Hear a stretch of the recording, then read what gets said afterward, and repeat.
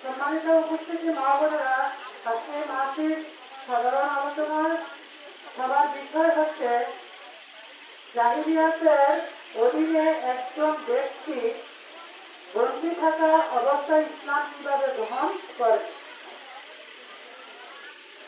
তাহলে সর্বপ্রথম আমাদেরকে জানতে হবে ইসলাম কি, তারপরে জানতে হবে জাহিলিয়াত কি। সকলে আমরা জানার জন্য প্রস্তুত আছি? যারা আমরা এখনো জাহিলিয়াতের অধীনে বন্দী আছি তারা কি আমরা জেনে বুঝি ইসলামে আসতে প্রস্তুত আছি? তাহলে সকলকে কি করতে হবে? মনোযোগ দিয়ে আলোচনা শুনতে হবে। আর প্রধান বক্তা, প্রধান আলোচক যিনি আলোচনা করবেন ইসলামী সমাজের সম্মানিত আমির সাহেব। ওই সময় আমরা সবাই বেহুদার চিন্তা কথাবার্তা থেকে মুক্ত হয়ে মনোযোগ দিয়ে এখান থেকে আমরা মহামিথ্যা কথাগুলো ত্যাগ করবো আর মহাসত্য কথাগুলো জেনে বুঝে গ্রহণ করে এখান থেকে আমরা ইনশাআল্লাহ যার যার অবস্থানে যেতে চাই। আল্লাহ রাব্বুল আলামিন আমাদের সবাইকে কবুল করুন। আর সম্মানিত উপস্থিতি মা বোনেরা, তাহলে ইসলাম কি? ইসলাম কল্যাণকর ও পরিপূর্ণ একমাত্র জীবন ব্যবস্থা। তাহলে ইসলাম মানব জাতি, সমাজ ও রাষ্ট্র সহ সমগ্র জীবন গঠন এবং পরিচালনা করার জন্য সার্বভৌম ক্ষমতার একমাত্র মালিক সৃষ্টিকর্তা আল্লাহ প্রদত্ত প্রয়োজনীয় সকল আইন বিধান সম্বলিত কল্যাণকর ও পরিপূর্ণ একমাত্র জীবন ব্যবস্থা। ইসলামের মূল বিষয় কি? আল্লাহর প্রতি ঈমান। আল্লাহর প্রতি ঈমান কি? মানুষের সমাজ ও রাষ্ট্র গঠন এবং পরিচালনা সহ জীবনের সকল ক্ষেত্রে চূড়ান্ত মালিকানা এবং সর্বোচ্চ ক্ষমতা, সার্বভৌমত্ব, আইন বিধান ও নিয়ম শাসন কর্তৃত্ব একমাত্র আল্লাহর, মানুষের নয়। ফলে দাসত্ব, আইনে আনুগত্য, উপাসনা একমাত্র আল্লাহর, অন্য কারো নয়। এরই বাস্তবায়নে সত্যহীন আনুগত্য, অনুসরণ, অনুকরণ একমাত্র হযরত মুহাম্মদ সাল্লাল্লাহু আলাইহি ওয়াসাল্লামের, অন্য কারো নয়। এগুলো হচ্ছে ইসলামের মৌলিক তিনটি বিষয়। সম্মানিত উপস্থিতি মা বোনেরা, এখন আসুন ইসলামের বিপরীত জাহিলিয়াত কি।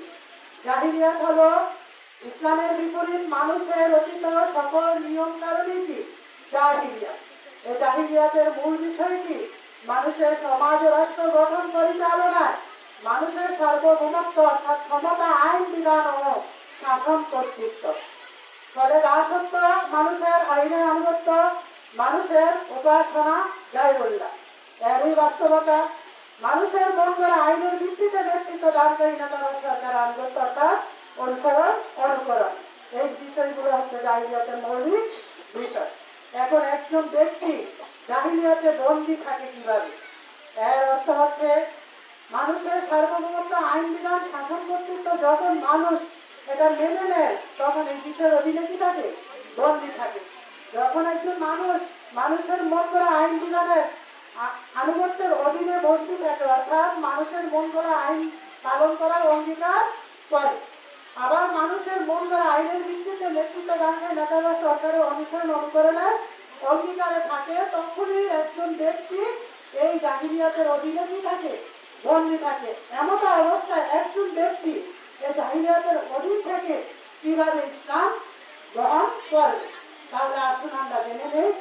অন্তরে দৃঢ়ভাবে বিশ্বাস আনতে হবে যে মানুষের সার্বভৌমত্ব, আইন বিধান, শাসন কর্তৃত্ব এটা কি নয়, হইতেই পারে না।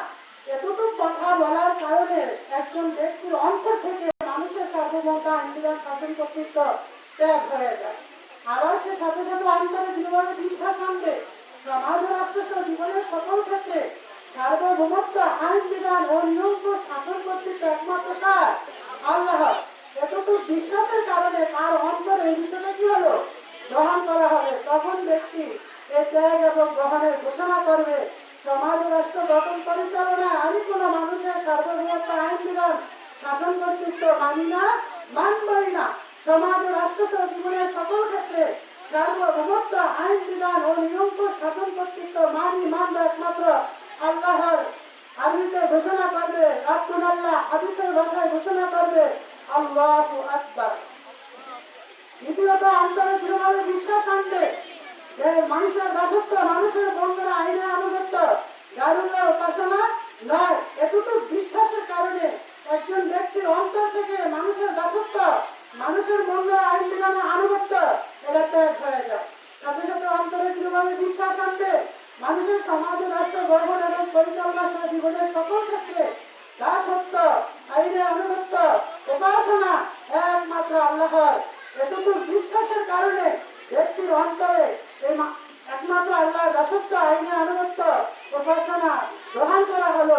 তখন ব্যক্তি এই ত্যাগ এবং গ্রহণের সাক্ষ্য অঙ্গীকার করবে যে আমি সমাজ এবং রাষ্ট্র গঠন পরিচালনায় মানুষের দাসত্ব, মানুষের মূল্য, আইনে আনুগত্য করি না, করব না।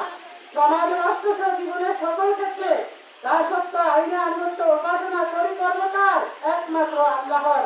এর আরবিতে সাক্ষ্য অঙ্গীকার করবে আশহাদু আল্লা ইলাহা ইল্লাল্লাহ। ব্যক্তি দ্বিতীয়বার অন্তরে দৃঢ়ভাবে বিশ্বাস আনবে মানুষের সমাজ রাষ্ট্র গঠন পরিচালনায় মানুষের মন্দির আইন বিধানের ভিত্তিতে নেতৃত্ব দানকারী নেতারা সরকারের আনুগত্য, অনুকরণ নয়। এতটুকু বিশ্বাসের কারণে মানুষের মন্দির আইন দিয়া ধারণ বাহক নেতাদের আনুগত্য, অনুকরণ যে প্রতিষ্ঠিত হয়ে রয়েছে, এই বিষয়টা ব্যক্তির অন্তর থেকে কি হয়ে যায়? ত্যাগ হয়ে যায়। সমাজ ও রাষ্ট্র সহ জীবনের সকল ক্ষেত্রে ধর্মহীন আনুগত্য, অনুকরণ একমাত্র হযরত মুহাম্মদ সাল্লাল্লাহু আলাইহি ওয়াসাল্লামের। এই বিষয়টা তার অন্তরে আবার দৃঢ়ভাবে বিশ্বাস আনবে, তখনই একমাত্র হযরত মুহাম্মদ সাল্লাল্লাহু আলাইহি ওয়াসাল্লামের ধর্মহীন আনুগত্য, অনুকরণ ব্যক্তির অন্তরে গ্রহণ করা হয়। এই ত্যাগ এবং গ্রহণের ব্যক্তি সাক্ষ্য অঙ্গীকার করবে যে আমি সমাজ এবং রাষ্ট্র গঠন পরিচালনায় মানুষের মন গড়া আইন বিধান দিয়ে যারা নেতা সরকার, ওই সমস্ত নেতাদের আনুগত্য, অনুকরণ করি না, করব না। আমি সমাজ ও রাষ্ট্র সহ জীবনের সকল ক্ষেত্রে সত্যহীন আনুগত্য, অনুকরণ করি, করবে একমাত্র হযরত মুহাম্মদ সাল্লাল্লাহু আলাইহি ওয়াসাল্লাম। সম্মানিত উপস্থিতি মা বোনেরা, এতটুকু বিষয় বলার কারণে যা জাহিলিয়াতের মৌলিক তিনটা বিষয় অন্তর থেকে ত্যাগ হয়ে যায়, ইসলামের মৌলিক তিনটা বিষয় অন্তরে গ্রহণ করা হয়ে যায়। তারপরে ব্যক্তি ঘোষণা এবং সাক্ষ্য অঙ্গীকার দিয়ে ব্যক্তি ইসলাম এভাবে কি করে? গ্রহণ করে। তখনই একজন ব্যক্তি জাহিলিয়াতের অধীন থেকে বের হয়ে ইসলাম গ্রহণ করে, ইসলামের অধীনে আসে। তাহলে ওই ব্যক্তি কি দলে দলে বিচ্ছিন্ন থাকবে? আবার তো দলে দলে বিচ্ছিন্ন থাকবে, থাকার কোনো সুযোগ আছে? নাই। তাহলে ব্যক্তি কি করবে? এই বিষয়গুলোর ভিত্তিতে যদি নেতৃত্ব দিতে আছেন আল্লাহর সার্বভৌমত্বের ভিত্তিতে, তাহলে আইন বিধানের প্রতিনিধিত্বকারী নেতা ইসলামী সমাজের আমির ওনার নেতৃত্বে আনুগত্য কি করতেছে? বায়াত গ্রহণ করে ওনার পরিচালনা থাকার অঙ্গীকার করে এই ইসলামী সমাজে ঐক্যবদ্ধ হয়েছে এবং ঐক্যবদ্ধ থেকে আবার জাতির মানুষকে কি করতেছেন?